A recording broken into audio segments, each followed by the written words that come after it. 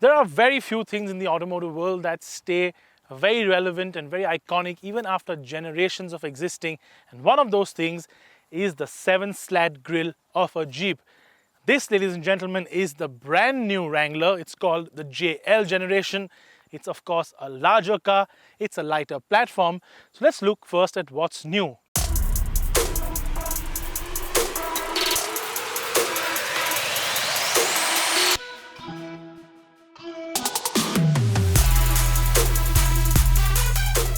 Well, in terms of design, of course, they've kept that traditional Jeep look, but now the grille is a little more aerodynamic. So it's not a flat grille that it always used to be. It's got a little chink in it, which makes it a little more aerodynamic as compared to the previous generation. And it also has these round cutouts.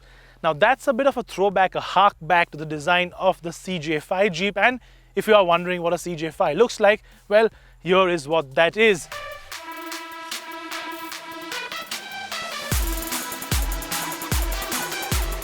It's also got a whole lot more tech now. So for example, daytime running lights, LED of course on the fender here. It's got a full LED headlamp setup with a halo LED daytime running light in there too. LED fog lamps also for the first time. And it's also got a little bit of touch here and there that actually keeps that Jeep design, well, pretty much identical to what it was, but has improvements. So for example, if you come around the side, you've now got vented fenders which help with removing the heat from under the bonnet. You've got a vented bonnet on this particular generation too, and you still have those original Jeep touches like the bonnet clasps, for example, or these little stoppers for when the bonnet goes and completely opens up to the windscreen. Move along the side and the Wrangler is dominated by its large 18-inch wheels and chunky 31-inch tires that can be upgraded to the meatier 35-inch off-road rubber without changing the fenders, because Jeep has recognized its end user and has already given enough clearance. Move to the rear and the big spare tire takes center stage. And now it even has a rear camera inbuilt into the mounting. The tire itself has been moved lower down to improve visibility, and as with Jeeps in the past, the tail lights are a separate unit attached to the metalwork as compared to being flush with the body. All in all, the new gen Wrangler is unmistakably a Jeep. And then there are of course those small Easter eggs that are dotted all around, like the Jeep logos everywhere, the pattern in the rear defogger that turns into an outline of a mountain, and the topography of Moab, an area akin to Mecca for off-roaders in the state of Utah in the United States, on the floor mats.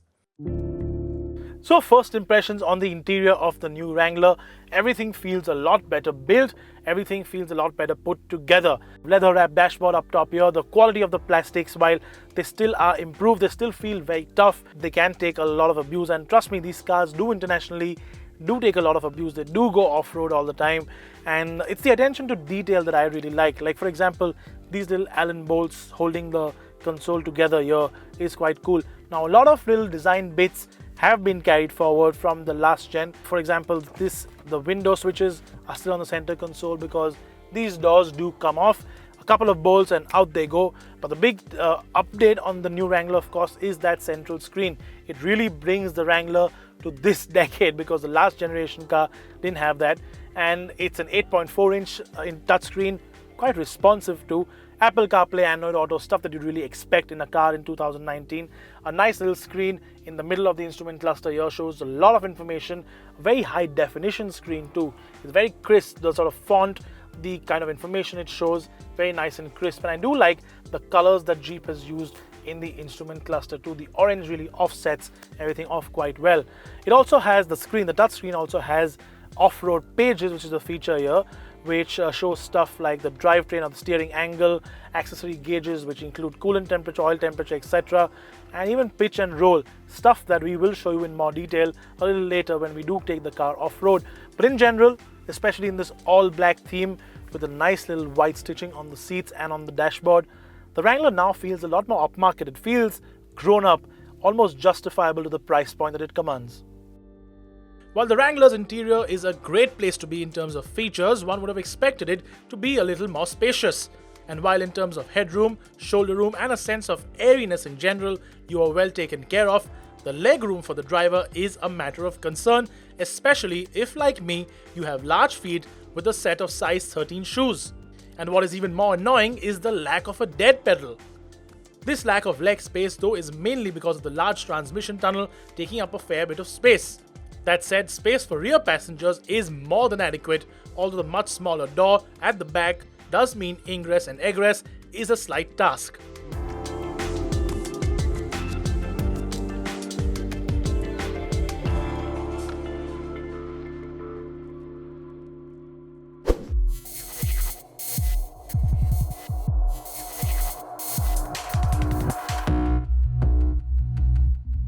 And now that we are done with our first impressions, it's time to shift to four-wheel drive and see if the party trick of the Wrangler still entertains its off-road ability.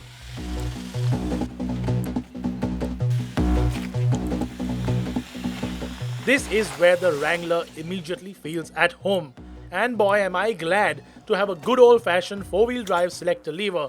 It gives you a proper old-school reassuring thunk, ensuring that the transfer case has been engaged. No electronic gimmicks here. Also, you can actually shift from two-wheel drive to four-wheel drive high on the move to up to 72 km an hour, and as always, four-wheel drive low is engaged by stopping the car and engaging neutral first. If there's one word you can use to describe how the Wrangler performs off-road, it is effortless. It gives you so much confidence to tackle challenging sections, you just drive them without too much thought. To explain it simply, the power takes care of you when you want to go uphill, and the hill descent control takes care of you when you want to drive down one. And the sheer articulation that the solid axles deliver take care of everything else in between.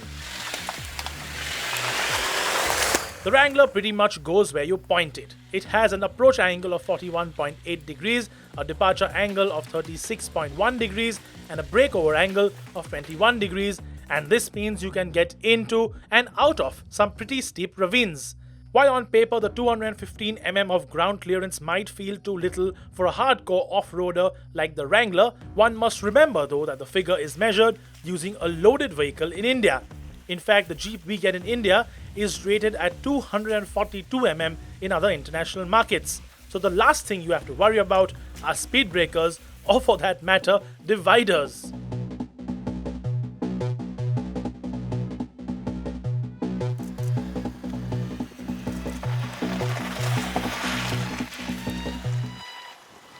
So now that we've seen how the Wrangler performs off-road, which is exceedingly well, let's see how it performs on the road, because people who do buy the car aren't really going to use the car off-road as much as they do it on-road, because it is a lifestyle product.